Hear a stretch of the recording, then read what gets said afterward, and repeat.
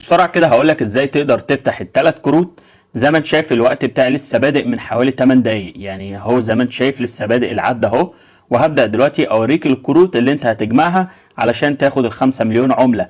طبعا ممكن يعني بكره او الايام التانيه ببقى في الشغل، فاحتمال كبير معرفش انزل لك الفيديو على طول كده، فممكن انزل لك على المنتدى صوره بشكل الكروت زي ما كنت بنزل. يعني انت يا صاحبي لو كل يوم تابعت المنتدى بتاعي على القناه بتاعتي هتبدا تدخل وهتلاقي 3 كروت قدامك تقدر تروح تجمعهم علشان تاخد ال5 مليون عمله. ده في حاله لو انا ما نزلتش فيديو. دلوقتي هبدا اروح اختار كارت، هنبدا ننزل كده لتحت زي ما احنا كده، مش هنغير اي حاجه على بي ار. تمام، هتنزل وهتبدا تختار الكارت ده زي ما انت شايف ده كده اول كارت. بعد كده هنروح على كلمه ماركت وهندور على الكارت بتاعنا. زي ما انت شايف انت بتاخد بشكل الكارت، عرفت شكل الكارت تروح تختار على طول. طب هو هنا مش موجود في الماركت، هدخل على الليجل، ابدا اختار اول حاجه دي كده.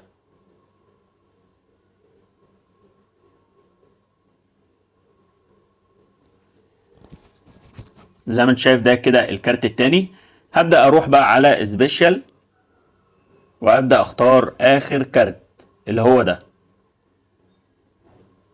تمام، انت شايف كده جمعت ال3 كروت وكده بيقول لك تيك ذا برايز، هتبدا تضغط عليها هيجي لك ال5 مليون عمله. كان فيديو النهارده، اتمنى طبعا لو الفيديو عجبك يا ريت ما تنساش تعمل لايك تعمل سبسكرايب عشان يوصلك كل جديد، واتمنى طبعا تكتب اي كومنت علشان ده هيفرق معايا جدا. والسلام عليكم ورحمه الله وبركاته.